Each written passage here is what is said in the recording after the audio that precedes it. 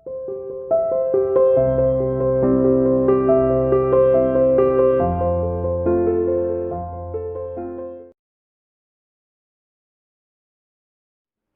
dear student, welcome to CA International School online classes. Dear +2 commerce class method business environment हम study कर रहे थे. Today we will discuss about economic reform. Economic reform के बारे में आज हम डिस्कस करेंगे और ये इकोनॉमिक रिफॉर्म आप पहले पढ़ भी चुके होंगे अपने एसएस में. ठीक है कि इकोनॉमिक रिफॉर्म शुरू किया गया. क्यों शुरू किया गया? क्योंकि हमारे देश की इकोनॉमी बहुत ज्यादा डाउन चल रही थी. ठीक है, अब उस डाउन इकोनॉमी को उठाने के लिए इकोनॉमिक रिफॉर्म शुरू किया गया. पाकिस्तान में तो बल्कि पहले शुरू कर दिया गया था इकोनॉमिक रिफॉर्म. हमारे यहाँ पर इकोनॉमिक रिफॉर्म उसके बाद लागू किया गया. ठीक है, तो ये इकोनॉमिक रिफॉर्म क्या होता है? जिसमें बहुत सी फ्रीडम दी जाती है. ठीक है, संस्था में हमारी इकोनॉमी में फ्रीडम लाई जाती है. दूसरे देशों के साथ जो है क्या किया जाता है, इंटीग्रेशन किया जाता है. उनके साथ बिजनेस को बढ़ाने के लिए एक तरीके से समझौते किए जाते हैं. उनके साथ इंटीग्रेशन किया जाता है ताकि इजीली रूप से एक्सपोर्ट इंपोर्ट हो जाए. बहुत सारे जो कोटा है उसको हटा दिया जाता है. बहुत सारे अननेसेसरी जो लाइसेंस है उसको हटा दिया जाता है. ये सब पार्ट इकोनॉमिक रिफॉर्म के हैं. तो इकोनॉमिक रिफॉर्म की जरूरत बहुत ज्यादा होने लगी हमारी जो है कंट्री में, क्योंकि हमारी कंट्री बहुत ज्यादा डाउन चल रही थी. बहुत ज्यादा वो लोन से ग्रस्त होती जा रही थी. वर्ल्ड बैंक से उसने बहुत ज्यादा लोन दिया. तो वर्ल्ड बैंक ने ही एडवाइस दी कि हमारे भारत को कि हमें क्या लेना चाहिए. हमें जो है इकोनॉमिक रिफॉर्म को क्या करना चाहिए, लागू करना चाहिए, ताकि जो हम ये हमारी जो एक आपातकालीन स्थिति जो थी, जो हमारी इकोनॉमी बहुत ज्यादा स्लो डाउन जो चल रही थी, ताकि उसमें एक इम्प्रूवमेंट आए. इसके बाद हमने देखा धीरे धीरे इम्प्रूवमेंट भी आई. यानी अगर इकोनॉमिक रिफॉर्म से पहले देखें तो केवल गवर्नमेंट का ही बोलबाला था. प्राइवेट संस्थाएं बहुत ही कम थी.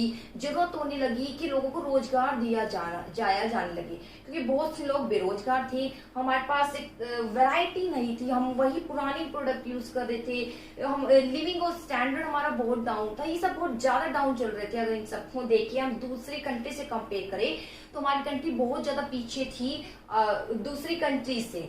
तो इसलिए जरूरत होने लगी कि हम जो है कुछ ऐसा अपनाए रिफॉर्म जिससे हमारी कंट्री जो है आगे की ओर बढ़े, उसका जीडीपी बढ़े. तो इसके लिए हमारी कंट्री ने क्या लागू किया, इकोनॉमिक रिफॉर्म इन 1991. लेकिन पाकिस्तान ने हमसे ही पहले इकोनॉमिक रिफॉर्म शुरू किया. ये सब आप पढ़ोगे इकोनॉमिक्स में. ठीक है, चलिए तो अब हम सीधा डिस्कशन पर आ जाते हैं. हमारे बिजनेस में इतना कुछ खास टॉपिक नहीं है, सिर्फ इसके मीनिंग्स बताए गए हैं.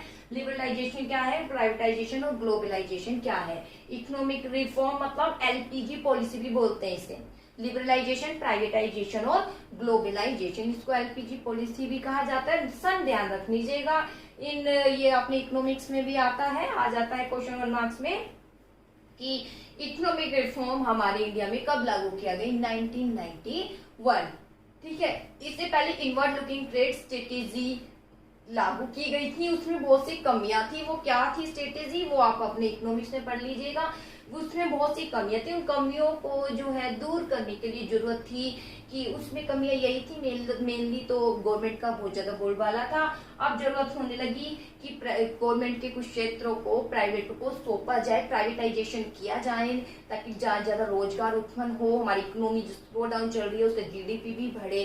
ठीक है, क्योंकि सरकारी क्षेत्र के द्वारा ही एक इकोनॉमी का डेवलपमेंट नहीं हो सकता. प्राइवेट इन्वेस्टमेंट आए, प्राइवेट इन्वेस्टमेंट करे, दूसरे देशों को एंटर करने लगे, हम एंटर करें, ताकि हमारा जो फॉरेन रिजर्व जो बहुत ज्यादा डाउन हो गया था कि हमें इतना ज्यादा, हमें एक वर्ल्ड बैंक से क्या लेना पड़ा, लोन लेना पड़ा.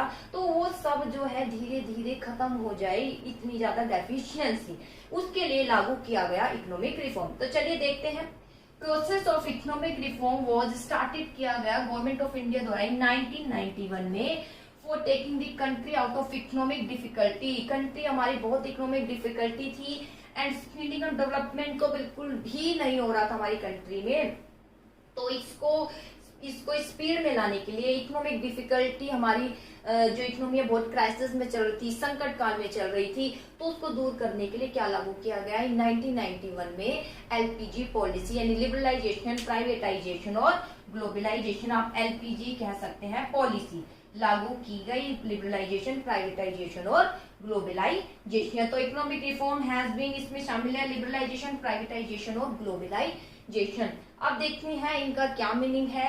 लिबरलाइजेशन में ध्यान दीजिएगा, इसमें अननेसेसरी कंट्रोल हटाए जाते हैं। एक वर्ड याद रख लीजिएगा, उसी से केस स्टडी सोल्व हो जाएगी।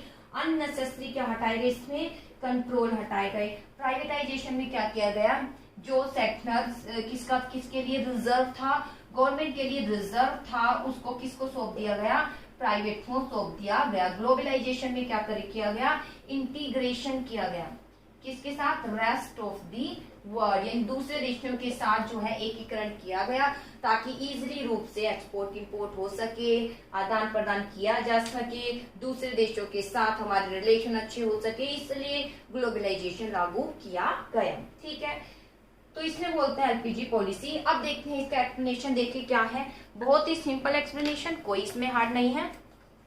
सबसे पहले आता है लिबरलाइजेशन क्या है, मीनिंग बहुत ही सिंपल है, आप अपनी इकोनॉमिक्स बुक में से भी कर सकते हैं या इसका मीनिंग भी वहां लिख सकते हैं। ठीक है, देखिए liberalisation means unshackling the economy from bureaucratic cobweb यानी जाल, ब्यूरोक्रेटिक यानी तानाशाही यानी एक सरकार की तानाशाही बनी हुई है, अननेसेसरी कंट्रोल चल रहे हैं, फ्रीडम नहीं दी जा रही है, उसको हटा देना। इट मोर कॉम्पिटिटिव, उसमें कंपटीशन लेकर आना, उसमें क्या लेकर आना, कंपटीशन लेकर आना। अगर ये नहीं होता तो आज हम इतने ज्यादा जो प्रोडक्ट का यूज कर रहे हैं हम नहीं कर पाते। इतने जो आप कार जन देखते हैं तो कार, आप 4 व्हीलर लेना, 4 व्हीलर के लिए आपको ये 2 ब्रांड अवेलेबल होते हैं, ये भी अवेलेबल आपको नहीं हो पाते अगर इस तरीके से पॉलिसी नहीं अपनाई जाती।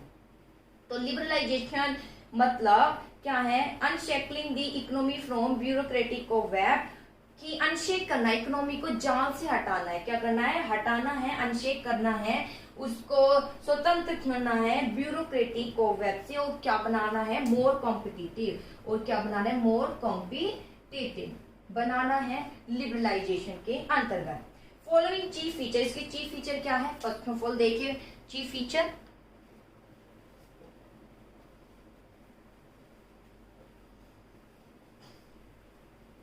हाँ जी, first of all to do away with the necessity of having a licence for most of the country. सबसे पहले इसमें क्या किया गया, अननेसेसरी जो लाइसेंस है उसको हटा दिया गया।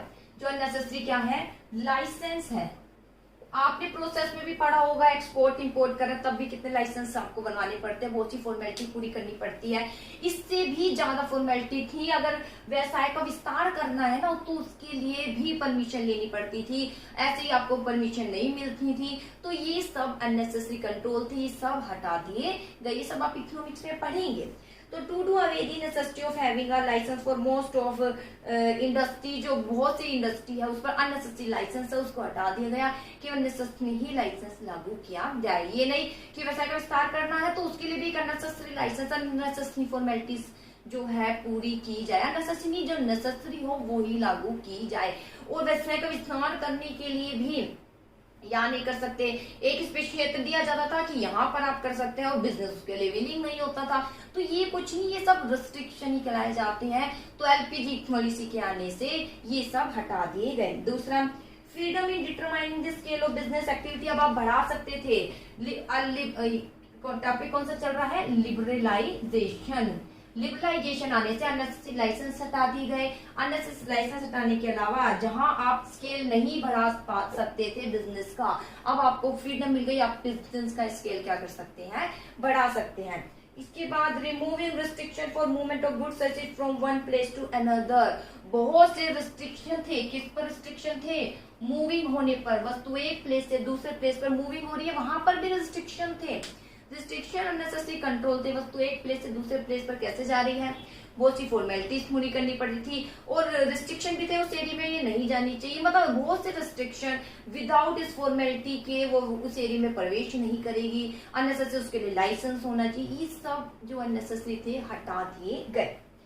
Freedom to fix price of goods and services, free कर दिया गया। अब फ्रीडम मिल गई कि आप क्या कर सकते हैं, अपने गुड्स का प्राइस डिटरमाइन कर सकते हैं अपने अकॉर्डिंग, जो आपकी क्वालिटी है, क्वांटिटी है।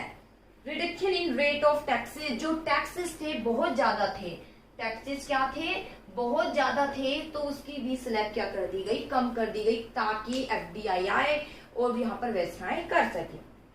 इसके अलावा भाई दूसरे देश यहाँ व्यवसाय करने क्यों आएगा, रीजन यही करेगा जब उसको यहाँ पर कुछ प्रॉफिट मिलेगा, यहाँ पर कुछ छूट मिलेगी, तो टैक्स में डिडक्शन मिलेगी, तो सीधी सी बात है वो यहाँ पर आएगा।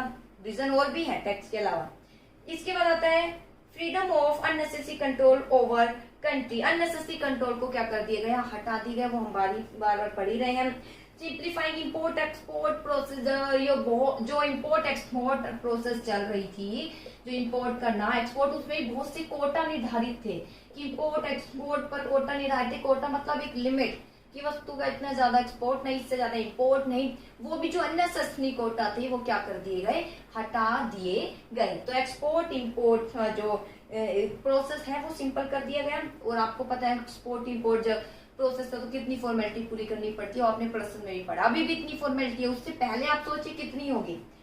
Simplifying process of attracting foreign capital and technology process है, सिंप्लीफाई कर दिया गया the process of attracting foreign capital and technology. जो फॉरेन कैपिटल है एंड टेक्नोलॉजी है उसको सिंप्लीफाई कर दिया गया कि उसको इजीली जो है हम यहाँ एंटर करा सकते हैं, वो यहाँ पर है, तो उस पर अननेसेसरी कंट्रोल नहीं करना है, अननेसेसरी उसको फॉर्मेलिटी नहीं हमें करनी है। तो उसको जो है अट्रैक्ट करने के लिए फॉरेन कैपिटल यानी दूसरे देश का आए, यहाँ पर व्यवसाय करे, तो ये प्रोसेस को बहुत सिंपल बना दिया गया कि अभी इजिली वो एंटर कर सकते हैं, पहले एंटर नहीं कर सकते थे क्योंकि हमारा देश ही गुलाम था।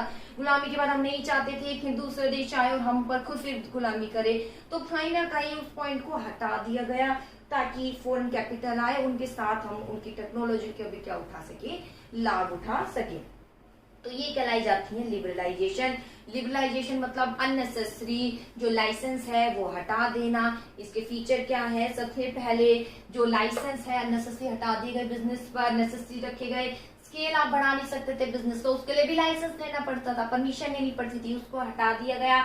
रिमूव, अगर परमिशन मिल जाती थी तो परमिशन यूं मिलती थी जिस एरिया में जाके बढ़ा सकते हो बिजनेस, वो बिजनेस वहां उसको प्रॉफिट नहीं होता था जो एरिया देते, तो वो कैसे बढ़ाए, वो हटा दिए गए, रिमूव कर दिए गए अननेसेसरी जो है रिस्ट्रिक्शन, जो वस्तु एक प्लेस से दूसरे प्लेस पर जाने के लिए था।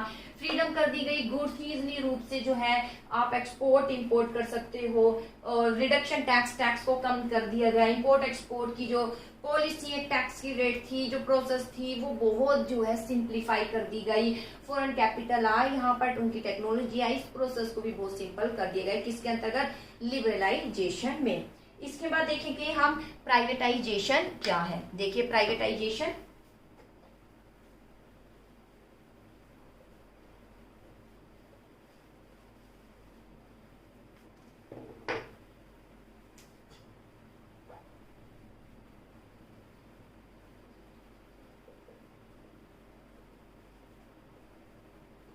हाँ जी, प्राइवेटाइजेशन में इट ब्रीफ, प्राइवेटाइजेशन मतलब कि जो अब सारा एरिया गवर्नमेंट का ही नहीं है, उस पर किसको दे देना, उस एरिया को प्राइवेट सेक्टर को देना, ये कहलाया जाता है प्राइवेटाइजेशन। देखिए यानी प्राइवेट को ज्यादा बढ़ावा दिया जाए ताकि लोगों को रोजगार भी मिले और अनेक जो उनका इकोनॉमी में जीडीपी बढ़े, इकोनॉमी की रफ्तार बढ़े, ठीक है।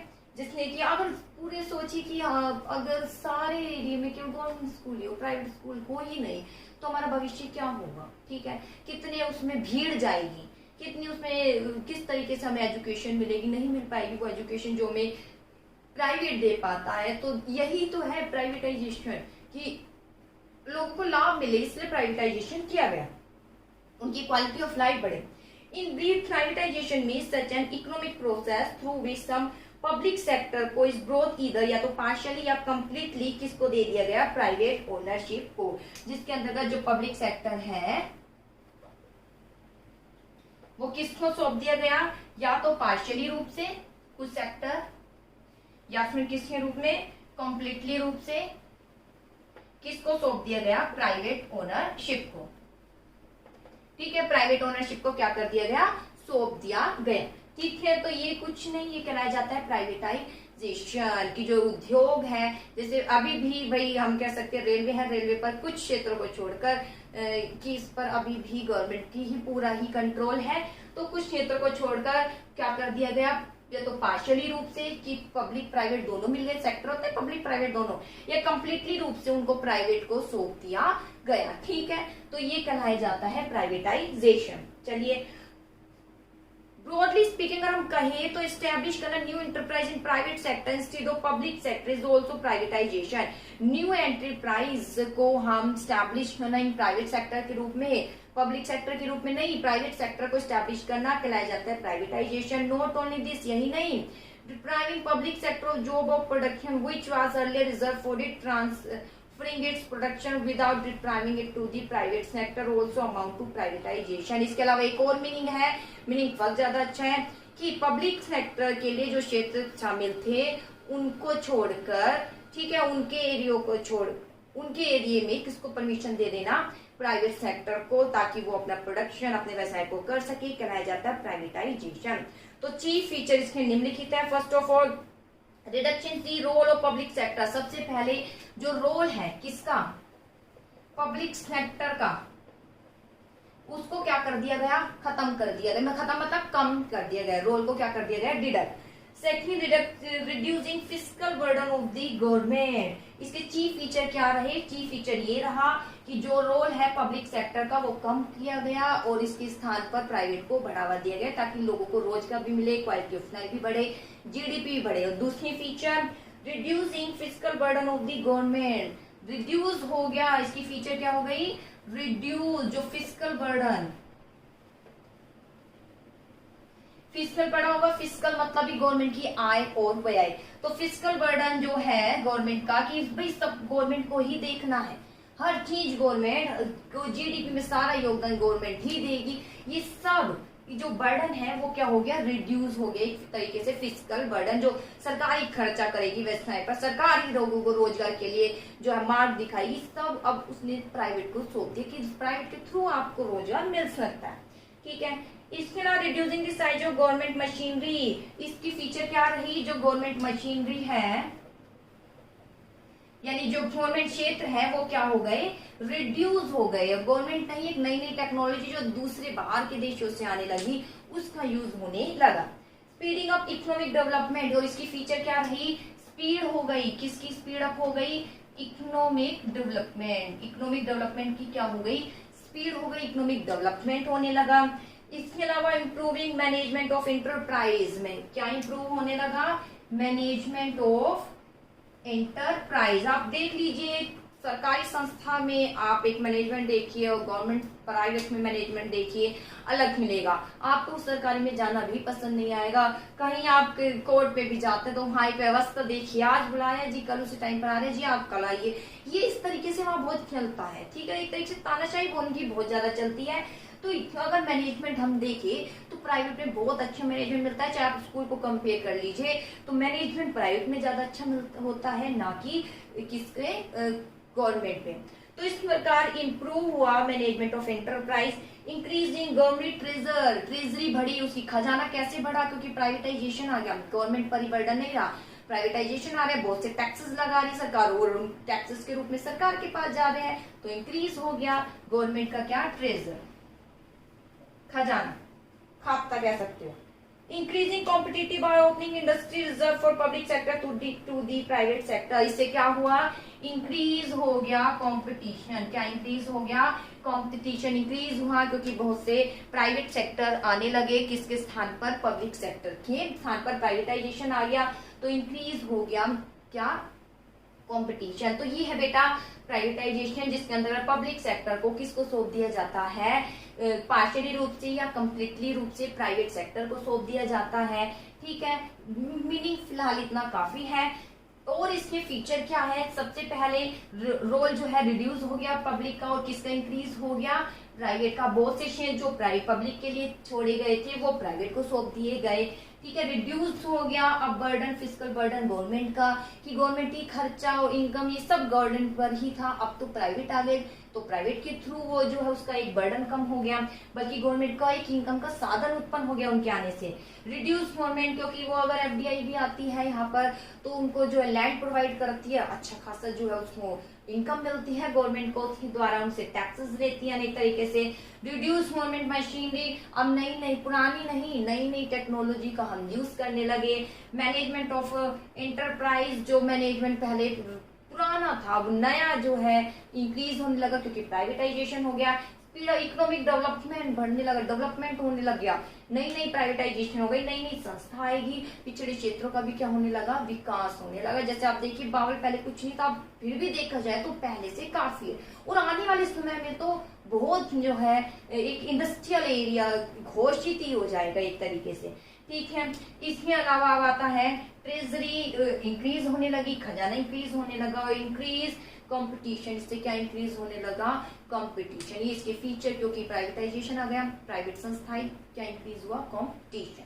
तो ये सब पॉइंट है किसके, प्राइवेटाइजेशन के। आई होप आपको क्लियर हुए होंगे, और वैसे भी आपने इसे एसएस में भी पढ़ा है, आप इकोनॉमिक्स में भी पढ़ेंगे, इकोनॉमिक्स में तो बहुत ज्यादा डिटेल पढ़ेंगे, यहाँ तो मैंने बहुत थोड़ा बताया है।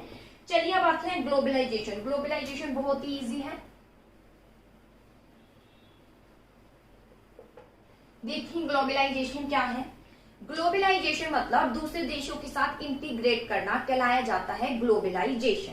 देखिए globalisation means integrate economy with rest of the world. Rest of the world के साथ क्या करना है, integrate. Rest of the world के साथ क्या करना है, इंटीग्रेट करना कहलाया जाता है ग्लोबलाइजेशन। इंटीग्रेट यानी मिलना है दूसरे देशों के साथ, उनके देश में व्यापार करना, उनके साथ अच्छे रिलेशन बनाना, और कुछ नहीं, ये ग्लोबलाइजेशन कहलाया जाता है। जैसे नरेंद्र मोदी जी कितने अच्छे रिलेशन बनाए रखते हैं दूसरे देशों के साथ, न्यूज में देखा करो, उनको बहुत से अवार्ड्स भी दिए गए हैं दूसरे देशों से। जी न्यूज आप देखा करो, वहां दिखाते हैं कि बहुत देशों से उन्हें जो है अवार्ड मिले हैं, और जाते भी हैं जब दूसरे देशों में तो वहां के लोग भी बहुत विलिंग होते हैं कि उनकी एक स्पीच सुनने के लिए, उनको देखने के लिए, तो और कुछ नहीं, उनका एक इम्प्रेशन है। और यहाँ ये ग्लोबलाइजेशन का इम्पैक्ट है कि रेस्ट ऑफ द वर्ल्ड के साथ एक अच्छा रिलेशन बनाना, ये इसके एक पार्ट है। फॉलोइंग फीचर है free flow good services in all the country. क्या फीचर रहे ग्लोबलाइजेशन के, फ्री फ्लो हो गया, किसका फ्री फ्लो हो गया, गुड्स एंड सर्विसेज का फ्री क्या हुआ, फ्लो किसके होने से, ग्लोबलाइजेशन से।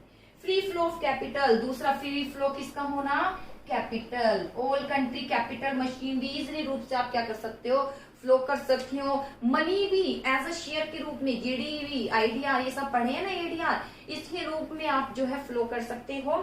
Free flow of information technology in all the country, free flow हो गया किसका, इंफॉर्मेशन एंड टेक्नोलॉजी, यानी दूसरे देशों की टेक्नोलॉजी का आप क्या उठा सकते हैं, लाभ उठा सकते हैं, और हमारी टेक्नोलॉजी का भी सामने वाला लाभ उठा सकता है।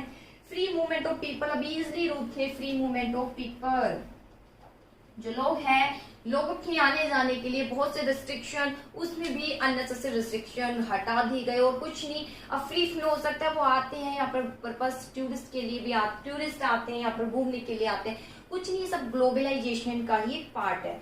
The same conflict solution technique in all the country, इसके अलावा conflict solution technique अपनाना, ठीक है, WTO वर्ल्ड ट्रेड ऑर्गेनाइजेशन है, उसके थ्रू वहां पे मेंबरशिप होती है, कंट्री मिलती है, मेंबर बनती है, फिर एक कंट्री दूसरी कंट्री से क्या करती है, एक्सपोर्ट इंपोर्ट का कार्य करती है, ट्रेड का कार्य करती है। बहुत से जो कंफ्लिक्ट होते हैं वो सब ग्लोबलाइजेशन ही है, वो ग्लोबलाइजेशन है। WTO वर्ल्ड ट्रेड ऑर्गेनाइजेशन के हम मेंबर बने हुए हैं, तो वो और कुछ नहीं, वो ग्लोबलाइजेशन है कि हम ग्लोबल क्या होता है, वर्ल्ड, पूरे ग्लोबल के से जो है इंटीग्रेट कर रहे हैं, उनसे आप मिल रहे हैं, ठीक है। तो conflict solving technique all the country, same जो भी टेक्निक है, यानी कोई भी किसी प्रकार का डिस्प्यूट हो जाता है तो उसका सोल्यूशन इजिली रूप से करना, और कुछ नहीं, दूसरे देश तक मिलकर करना, ये कहलाया जाता है ग्लोबलाइजेशन, ठीक है। फिर बता देती हूँ, ग्लोबलाइजेशन मींस इंटीग्रेट करना है, क्या इंटीग्रेट करना है, रेस्ट ऑफ दी वर्ल्ड के साथ